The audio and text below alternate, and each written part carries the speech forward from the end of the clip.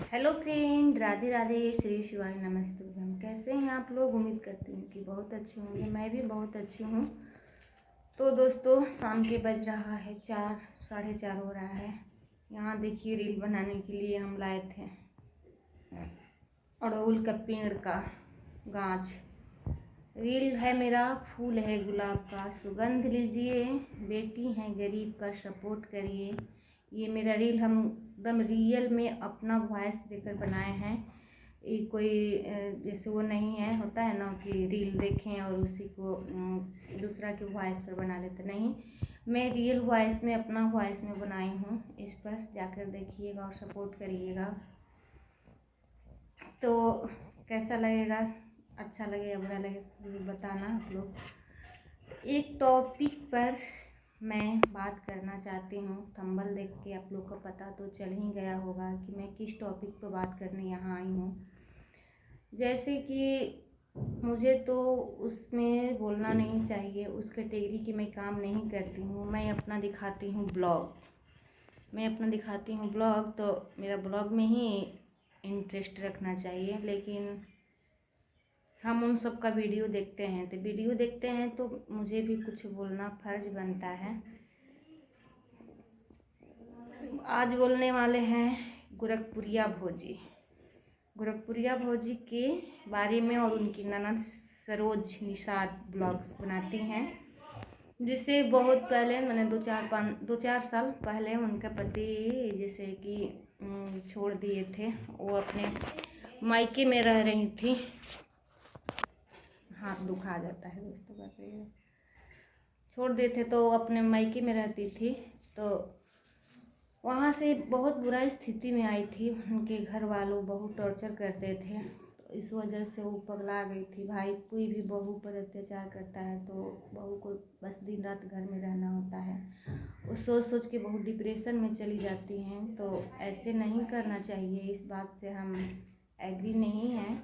लेकिन एक बात और बोलना चाहते हैं कि गोरखपुरिया भौजी बोल रही थी कि सरोज शादी नहीं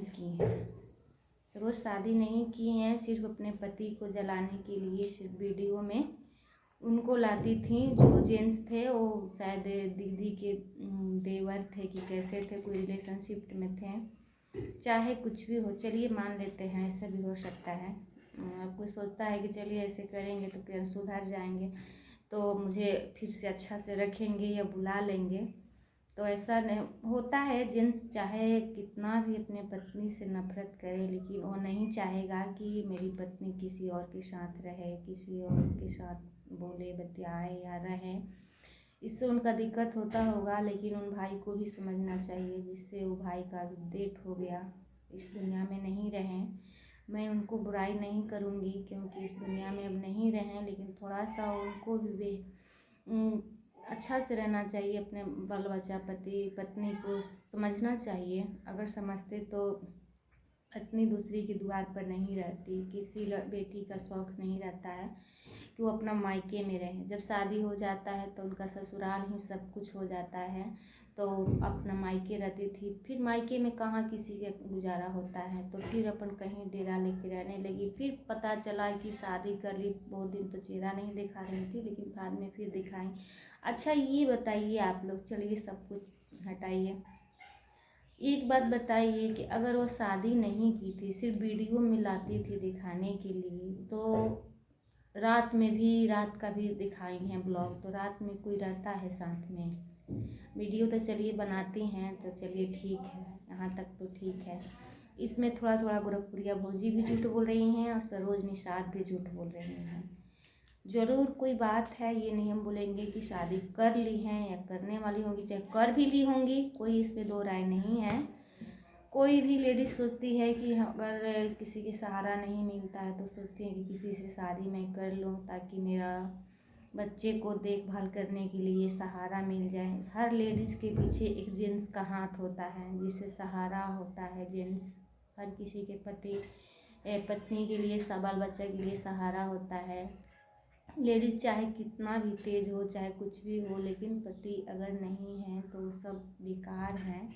वो तो बेचारी के रहते हुए भी नहीं रख रहे थे, तो हमको तो लग रहा है कि शादी हो गया था, लेकिन बहुत एजेड थे। चाहे जो भी कुछ थे, चलिए ठीक है। हम तो देखे तो चौंक गए भाई की, सोचे कि क्या इसमें क्या हो गया, कौन पति बेचारी दूसरी शादी की या फिर उसके बाद ये क्या हो गया। मुझे तो बहुत, हम अपना ब्लॉग बना रहे थे, देख रहे थे जैसे दूसरा चैनल पर, उस पर हम ये हटा कर उनका ब्लॉग देखना स्टार्ट कर दिए। मुझे थोड़ा सा काफ़ी बहुत अचंभों में पड़ गए हैं, बहुत शॉक्ड हो गए कि क्या हो गया बताइए, दूसरी शादी की फिर क्या हो गया। फिर पता चला कि नहीं, उनका पहला पति ही था जिससे ट्रक से एक्सीडेंट हो गया था, बेचारा इस दुनिया में नहीं रहे। बहुत हम लोग को भी बुरा लगा सुन के, बहुत अच्छा नहीं लगा। फिर क्या करिएगा, लेकिन गोरखपुरिया भौजी जो है ना बहुत चालाक है। कई से उनसे बोल नहीं रही थी, बातचीत नहीं होता था ना, उनके नामों नहीं लेती थी। शायद उनकी ननद कहीं इधर से उधर बात की थी, इसी की वजह से। इसीलिए देखिए हम उनका ब्लॉग बहुत देखते हैं, ब्लॉगे देखते देखते मैं ब्लॉगर बन गई। नहीं तो कोई मेरा इंटरेस्ट नहीं था कि हम ब्लॉग बनाएं। सोच रहे थे कि चलिए भाई सब कर सकती हैं तो मैं क्यों नहीं कर सकती हूँ। मेरा दिल में देखते देखते जागरूक हुआ कि मैं भी करूं। चलिए करते करते कुछ आता है, कोई एक एक सीख के नहीं आता है, सबको एक एक पता नहीं चल रहता है, सब कोई जीरो से ही हीरो बना है। तो चलिए जीरो से स्टार्ट किए हैं। और जो लोग मेरे ब्लॉग देखते होंगे प्लीज़ पिक ब्लॉग पर जाइए और मुझे सपोर्ट करिए। अगर ये बात से आप एग्री हैं, सहमत हैं, तो लाइक कमेंट सब्सक्राइब ज़रूर करिएगा। और चलिए, अगर मेरी बातों से बुरा लगा होगा तो मैं आप लोग से क्षमा मांगती हूँ, क्षमा करिएगा। मुझे तो इस कैटेगरी का मैं ब्लॉग नहीं बनाती हूँ। मैं अपना ब्लॉग बनाती हूँ हाउस वाइफ, जैसे मैं अपने घर का कार्य जहाँ जाती हूँ वहाँ दिखाती हूँ, तो मुझे उस कैटेगरी की हूँ। लेकिन फिर भी क्या करेगा, हम भी उनका कस्टमर हैं, हम भी उनका फैमिली हैं, तो मुझे भी फर्ज बनता है बोलने के लिए। तो चलिए इतना ही कहकर मैं अपनी वाणी को समाप्त करती हूँ। चलिए, हर हर महादेव, श्री शिवाय, नमस्ते।